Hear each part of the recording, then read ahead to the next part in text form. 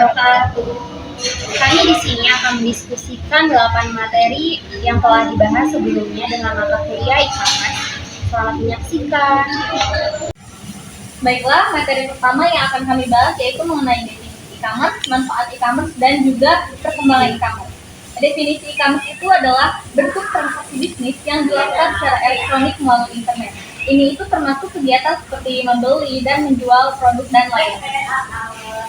Selanjutnya manfaat dari e-commerce itu ada yang pertama ada jangkauan yang luas, terus yang kedua itu ada biaya yang lebih rendah, yang ketiga itu ada kemudahan dan kenyamanan. Dan yang selanjutnya itu ada pengalaman belajar yang lebih personalisasi, dan yang kelima itu skalabilitas, yang keenam orientasi produk. Yang selanjutnya yaitu pengalaman belajar yang personalisasi, dan yang kelima itu skalabilitas, dan yang selanjutnya itu pengalaman belajar yang lebih personalisasi, dan yang kelima itu skalabilitas, keenam produk banyak, dan yang terakhir itu transaksi cepat dan efisien. Selanjutnya perkembangan e-commerce. Pada era awal tahun 1930-an, internet mulai digunakan secara luas dan website pribadi untuk finansial mulai muncul. Pada tahun 2000-an, penggunaan internet meningkat sangat pesat. E-commerce mulai menjadi populer dengan banyaknya toko online yang bermunculan. Pada tahun 2010-an, media sosial mulai digunakan untuk pemasaran dan penjualan produk. Selanjutnya pada tahun 2020-an, itu ada pandemi COVID-19. Yaitu mempercepat e-commerce karena banyak yang berbelanja di rumah.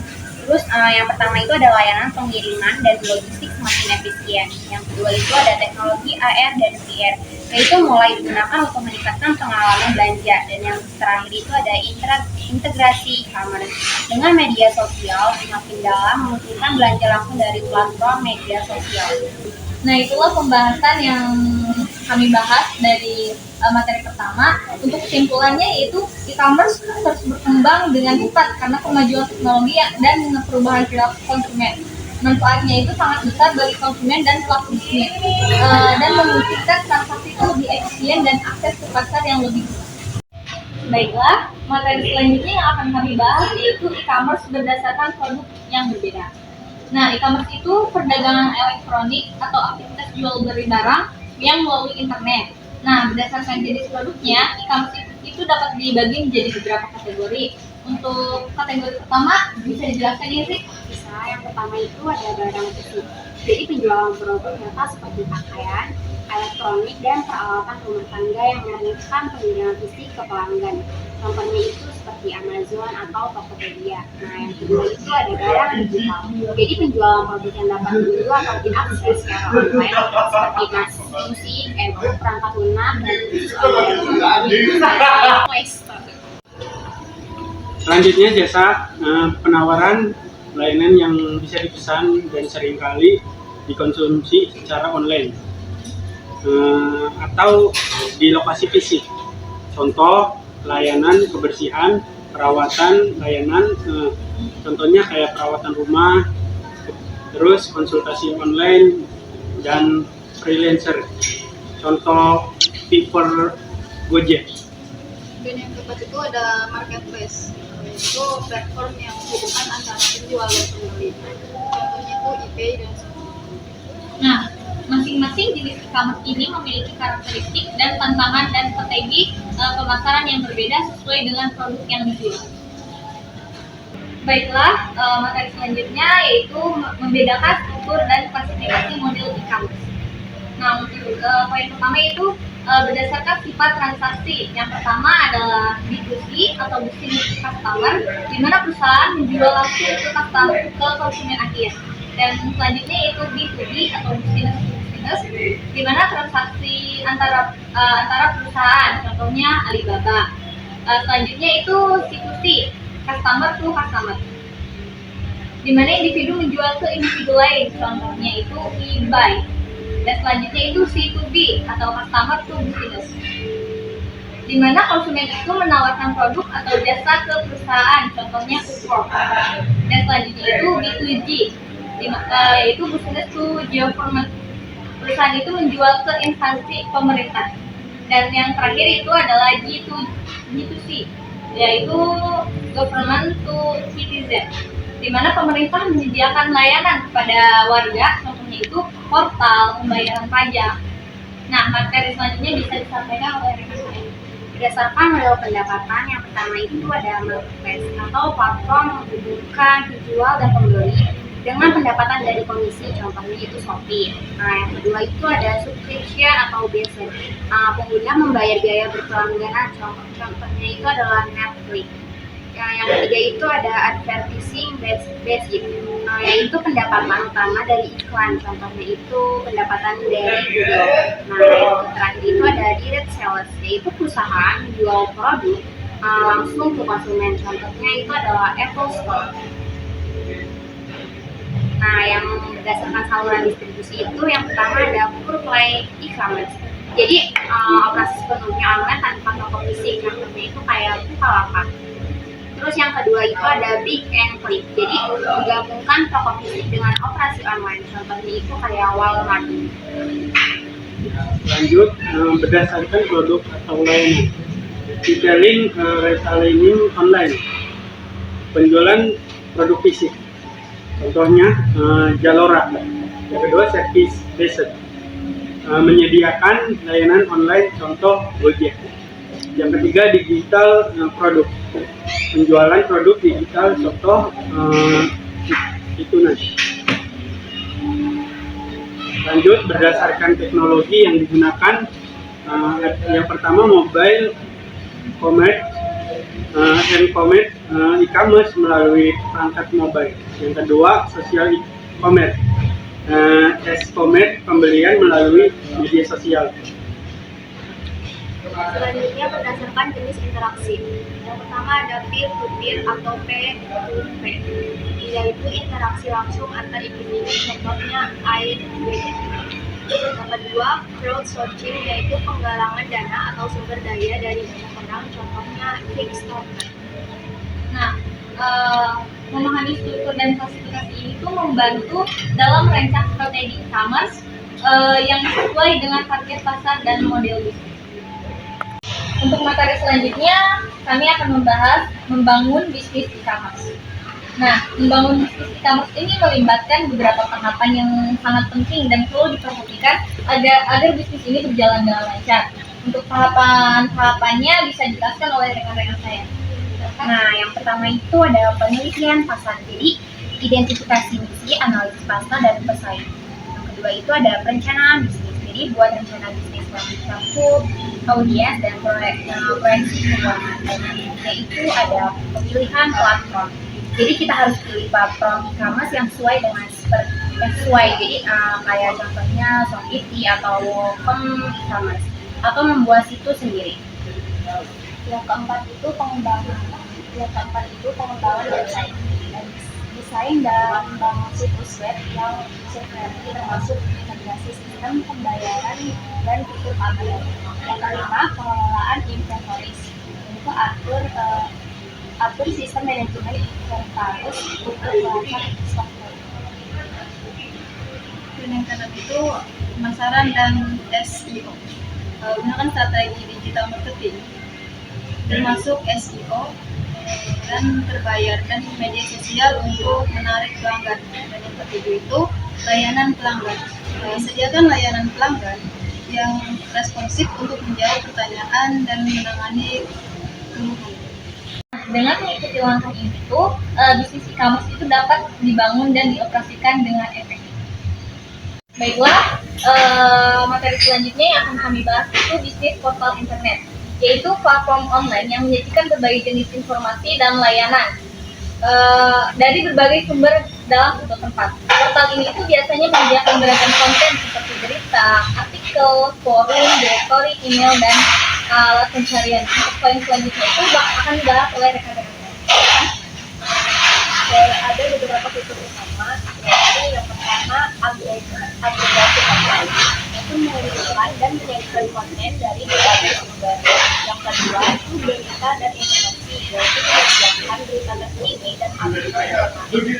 Yang ketiga, layanan tambahan, yaitu menawarkan layanan seperti email, forum diskusi, dan directory. Yang keempat itu ada personalisasi, yaitu menyediakan fitur fitur personalisasi untuk pengguna seperti preferensi konten dan akun pengguna. Nah, yang kelima itu ada iklan dan monetisasi atau menghasilkan pendapatan melalui iklan, konten berbayar dan kemitraan. Contohnya itu seperti Yahoo, menyediakan berita email dan berbagai layanan lainnya. Dan yang kedua itu MSN, portal dengan berita, hiburan dan layanan lainnya. Nah, portal internet ini bertujuan menjadi pintu gerbang bagi pengguna untuk mengakses berbagai informasi dan layanan yang mereka butuhkan dalam satu. Baiklah, untuk materi selanjutnya yaitu membedakan revenue dan model bisnis umum e-commerce. Dalam e-commerce ini, revenue dan model bisnis ada dua konsep penting yang perlu dipahami. Yang pertama itu revenue atau pendapatan. Pendapatan dalam e-commerce ini merujuk pada uang yang dihasilkan dari berbagai aktivitas bisnis. Sumber utama dari pendapatan ini bisa meliputi beberapa poin. Untuk poin-poinnya bisa dijelaskan. Yang pertama, penjualan produk, penghasilan dari menjual barang fisik atau digital. Yang kedua, layanan berlangganan, yaitu pendapatan dari pelanggan yang membayar secara periodik untuk layanan atau konten. Yang ketiga, komisi, yaitu uang yang diperoleh dari penjualan. Yang ketiga, yang menggunakan platform. Yang keempat, iklan, yaitu pendapatan dari iklan yang ditampilkan di situs web atau aplikasi. Dan yang terakhir, dropshipping, yaitu penghasilan dari menjual produk yang dikirim langsung oleh pemasok kepada pelanggan. Selanjutnya itu ada model bisnis e-commerce. Model bisnis e-commerce menjelaskan bagaimana bisnis e-commerce menghasilkan pendapatan. Beberapa model umum termasuk yang pertama itu ada B2C atau business to customer. Jadi menjual produk atau layanan langsung kepada konsumen akhir, misalnya Amazon atau Zalora.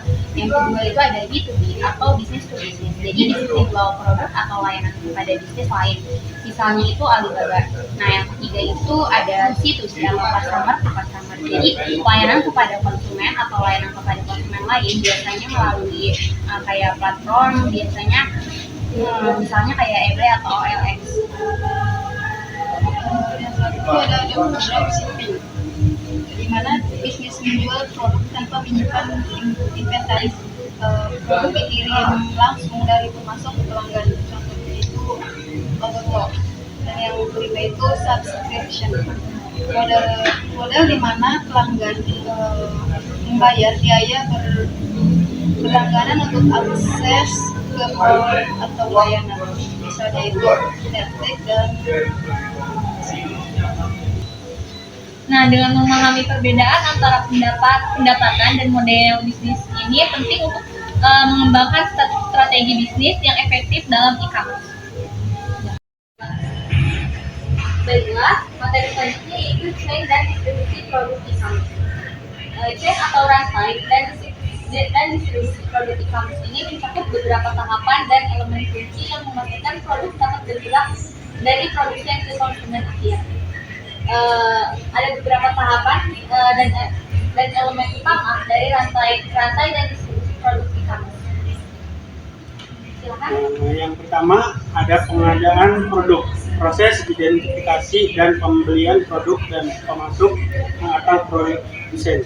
Yang kedua, manajemen inventaris, mengelola stok produk untuk memenuhi permintaan tanpa kekurangan atau kelebihan. Penyimpanan dan gudang, penyimpanan produk di gudang sebelum dikirimkan menggunakan teknologi otomatisasi. Yang keempat, pemrosesan pesanan, pemilihan, pengangkatan dan penyiapan produk untuk pengiriman setelah pesanan dikirim. Kelima itu adalah distribusi. Bertugas produk dari gudang sampai melalui berbagai kegiatan. Itu pengelolaan pengembalian, menangani produk yang dikembalikan dari pelanggan, termasuk pemeriksaan dan pengelolaan pengembalian uang atau Nah, teknologi ini memainkan peran penting dalam pengoptimalan setiap tahap dengan inovasi seperti otomatisasi, AI, dan pelacakan real time untuk meningkatkan efisien dan kepuasan pelanggan. Baiklah, untuk materi terakhir yang akan kami bahas yaitu tentang konsep pemasaran di dalam e-commerce. Perilaku konsumen adalah studi tentang bagaimana individu, kelompok, dan organisasi membuat keputusan untuk memilih, membeli, menggunakan, dan membuang barang, jasa, ide, atau pengalaman. Ada beberapa konsep yang akan disampaikan oleh rekan-rekan saya. Silakan. Yang pertama itu ada kebutuhan dan keinginan. Atau konsumen memiliki kebutuhan atau sesuatu yang diperlukan untuk hidup. Nah, kalau keinginan itu hal yang diinginkan atau untuk kesenangan atau kepuasan. Pemahaman akan hal ini membantu perusahaan dalam merancang produk yang tepat. Nah, yang kedua itu ada motivasi. Jadi faktor internal yang mendorong konsumen untuk memenuhi kebutuhan dan keinginan mereka. Nah, teori ini disebut dengan Maslow, yaitu salah satu teori yang seiring digunakan untuk memahami motivasi konsumen. Nah, yang ketiga itu ada proses pengambilan keputusan. Jadi proses pengambilan keputusan ini melibatkan tahapan pengenalan masalah, pencarian informasi, evaluasi alternatif, terus juga ada keputusan pembelian dan perilaku pasca pembelian. Selanjutnya yaitu akan didasarkan oleh pemasaran. Yang keempat itu persepsi, yaitu proses di mana konsumen mereaksi, mengorganisasikan, dan menginterpretasi informasi untuk membentuk gambaran tentang produk atau jasa. Dan yang kelima yaitu sikap dan keyakinan. Sikap itu adalah perasaan positif atau negatif terhadap suatu objek, sementara keyakinan adalah pemikiran yang dimiliki konsumen tentang produk atau jasa. Dan yang selanjutnya itu pengaruh sosial. Peran keluarga, kelompok preferensi, dan masyarakat dalam mengambil keputusan konsumen. Itu pembelajaran, proses di mana konsumen merubah perilakunya setelah memperoleh informasi atau pengalaman baru. Ini bisa melibatkan pembelajaran langsung atau tidak langsung. Nah, dengan memahami konsep-konsep ini, penting bagi perusahaan untuk mengembangkan strategi pemasaran yang efektif dan memenuhi kebutuhan konsumen dengan lebih baik. Mungkin hanya itu materi yang bisa kami sampaikan. Terima kasih telah menyaksikan video kami. Assalamualaikum warahmatullahi wabarakatuh.